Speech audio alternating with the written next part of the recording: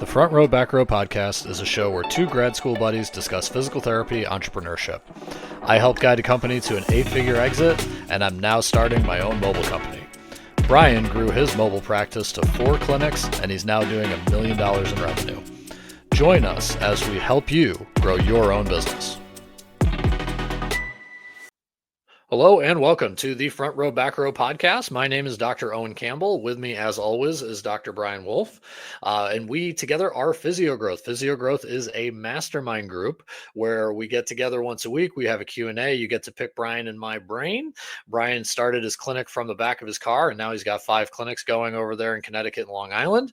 And I have a history of corporate PT where we would grow clinics, grow their revenue, and get them to the point that we had pretty successful sales. So check that out. It's in the show notes, www.physio-growth.com, and you can learn more about that. And hopefully we'll see you in our mastermind group.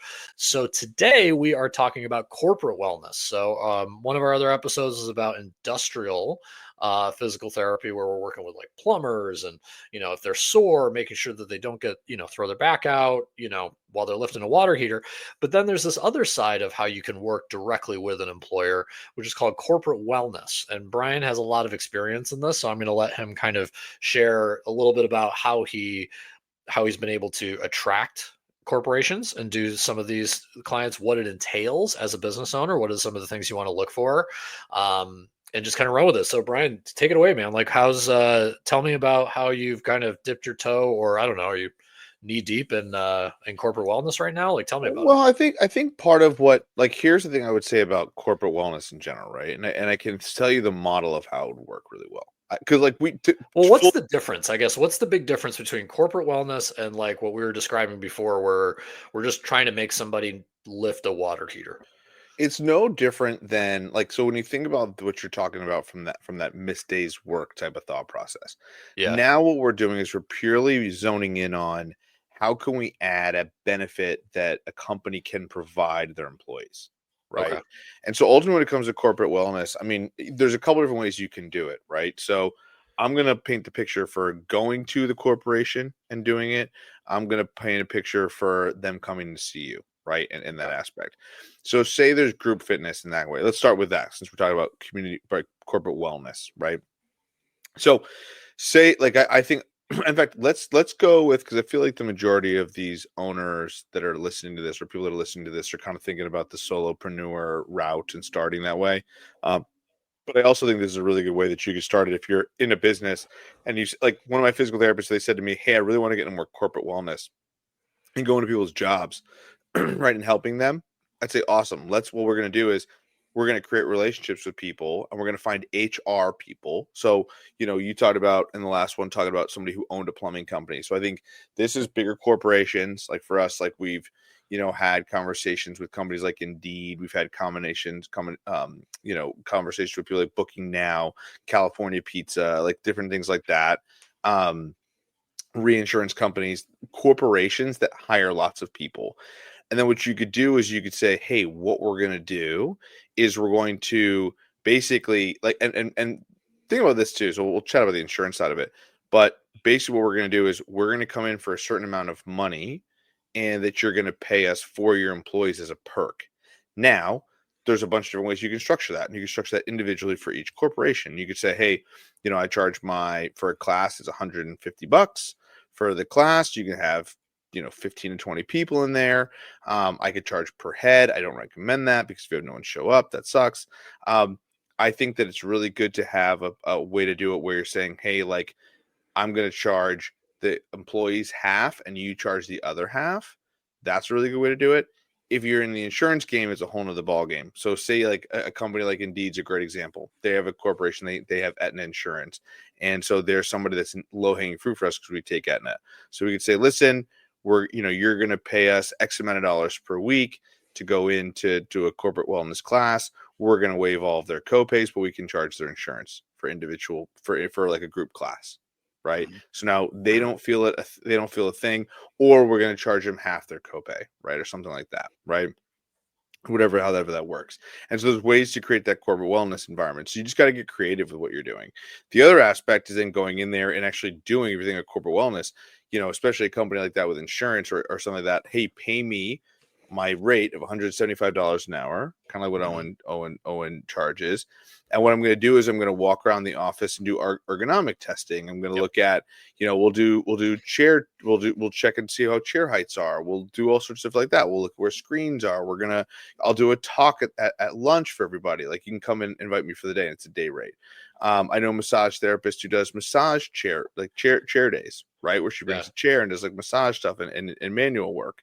So that's an opportunity to go in there. So, and then one of my favorite ones was actually a client of mine came up with this and said, hey, like, this would be an awesome way to do this, is that you find corporations, because we have gyms locally, is if you come to our gym in this location, right? Because a lot of these big corporations around have their own gym facilities, but maybe they don't necessarily want to work out there, right? So if you don't want to work out there, all right, cool. We can offer you a gym membership, a 50% off gym membership. And what we're going to do is, because that you're a ex-employee for whatever company, right? Basically, you get a 20% discount, but the company picks up the 30% of the actual gym membership, and then the person pays 50%. So it becomes a very easy offer. That's another one that I really liked. So we've kicked that around to a lot of corporations in town, because basically we're getting 80% of our gym membership. But if someone paid for the year, we would give them 20% discount anyway.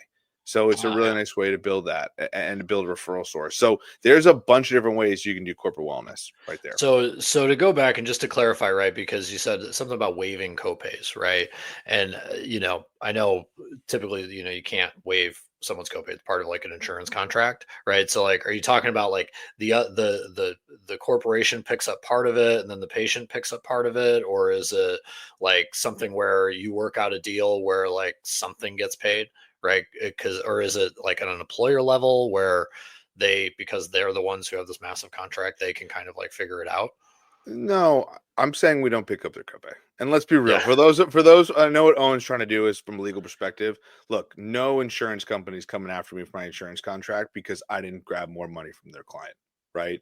So the reality of what we do is, a lot of them will bake in, they'll pay X amount of dollars for a certain amount. And what we'll do is we'll say, hey, we're not going to, worry about that copay here, right? Or we're going to change this, right? And so we can modify that. That's for some of these classes for wellness stuff. Do we do that often? Okay, No, so it's right? not. We so lose it's out. kind The of like, insurance company doesn't care. And if the okay, insurance so company said you didn't charge them the full amount, I'd be like, all right, well, like, again, think no different than if you were to cut them a discount on your cash rate. All these insurance companies have gotten very good at like it's incorporated within their contracts. Meaning, like, if, say, let's use ballpark. I wish it was this much, but say all the insurance companies reimburse us $100 per visit. If they have a $20 copay, it's not on top of the $100. It's inside that $100. Yeah. So what is important for us, that's why these guys wrote these contracts this way, so that you couldn't just sweeten the deal like that. Yeah, and it wouldn't be like a different. Yeah, and it wouldn't be like a differentiator of like you versus somebody else bidding for it, because like your price would be lower, and you would basically, because it's a contract at a massive rate, you would basically make it so that you're still finding that money somehow. So exactly, like for us, what we would do is almost say, hey, like, again, what's cool about corporate wellness in that way in the insurance realm is typically, like, I know certain companies that have better insurance policies than others. So say certain ones, like, well, we have a zero copay type of process that works out great because the people aren't going to feel it. Yeah. For me in corporate wellness, one thing that I will recommend for a lot of people now, if you go to something, if you think about, if you go and you go do something at a any type of corporate wellness event or any type of event whatsoever, and the person doesn't have any financial commitment, typically your show rate's a lot lower, particularly with fitness. So it is nice to have somebody have a little skin in the game. So that's the one nice thing about doing stuff through that process of, hey, we have you take our insurance, we'll waive these copays, blah blah blah, right? Or you find a company that has like great insurance benefits where there's no deductibles, or like you're waiving deductibles, that kind of thing. Yeah, or they'll cut you a check for the difference. So either way, somebody's paying for it. Yeah, bingo, exactly. That's a huge piece of it. So then Sorry, go ahead. Go ahead. Yeah, it was. So Let me. I was going to talk about one Yeah. thing because I said about another insurance piece. So one thing that I had a friend who worked in benefits that actually made me aware of this. There are a lot of health initiatives for a lot of big corporations, meaning that insurances will actually cut giant checks, like up to $50,000, Yep. that's used on corporate wellness. Yep. So these guys, some of these bigger companies, if you say, "Hey, do you have any money in this budget?" What happens a lot of times, they'll say, "Yes, I do. We do have money for that." And say, "Okay, like of the $10,000, $15,000 that I need for this program, write it out of that budget." So ironically, again, that's the insurance game. There's actually insurance. So say they take Aetna, you're in a healthcare, whatever, they'll Yep. say, "Oh, there's like a $20,000 that we're going to write as a check to that," and then again, we can credit it towards different bills and whatnot from Yeah. that perspective. So Well, there's actually a lot of money built in. So that's why you want to, and then you want to find these HR people. You want people to be connected. If you have clients that are in HR, if you have people that that are in HR, those are the people that you want to talk to about that company and how you can jump in. so this is my question, right? Because again, someone who doesn't deal with this every day, right? You just mentioned that you sat down. Now, again, you got 5 clinics. It's nothing small, but you're not ATI, you're not Athletica, right? Yeah. You're not some of these, USPT, PRN, whatever, right? And you're sitting down with a Fortune probably 200 company, right? So Fortune 500 company, and you're talking to them about their corporate wellness for like their headquarters, right? So to me, I look at corporate wellness when I see it, like, oh, you should get into corporate wellness. They're like, yeah, I should, but like all the big guys are probably already there, right? And from what it sounds like, is the shortage in PT like staffing, right? Almost as a benefit for us, right? Where like the smaller guys can come in and be like, look, you have a headquarters in my town. I can solve this problem for you. And they'll actually take your meeting, right? As Yeah. opposed to like, I'm thinking like, my God, you got to know like 8 people and they all must have went to the same class in Harvard together. You're telling me you could just have a contact that's in the HR department. For So sure. like walk me through kind of the sales process on that. Like, so you said if you have patients or contacts, right, in an HR, but like, is there any other way that you can generate this business? Like, or Yeah, at I mean, least get your foot in the door? I think this is the aspect of when we talk about advertising going after cold leads. So like LinkedIn is really good for this. So LinkedIn, you can type up and I can find out who the HR person is for blah, blah, blah. Like I got invited to a health, and I'll tell you some of the barriers that happens. And this is not to create mindset issues, right? This is just to understand that these are barriers that you got to figure out. Mhm.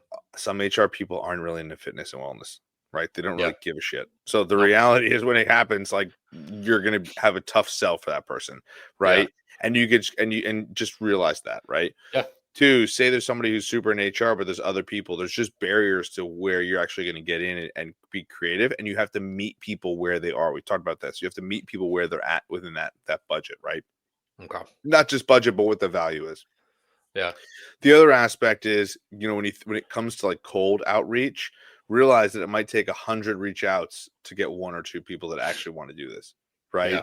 So like, to do it 10 times and it didn't work and say, "Oh, this doesn't work," is just nonsense, right? Yeah, this is my thought is like if I have a 4-hour block, right, where Yeah, God, 2 people canceled on me and I don't have to pick up my kids until 5. This would be a great use of time just getting on Yep. LinkedIn, connecting with just search HR Phoenix and Yep. then just connecting with as many people as possible and then trying to send them, or if you have like a premium subscription with LinkedIn, a lot of people who are employing or hiring, right, they have that because that helps them with recruitment. Yep. This seems like a great way of spending like 3 or 4 hours Totally. shooting out a bunch of texts and then see what sticks. It actually is very easy in that capacity. And again, to show you how easy it is to do HR, in Stanford where I am, I will get a bunch of hits for that.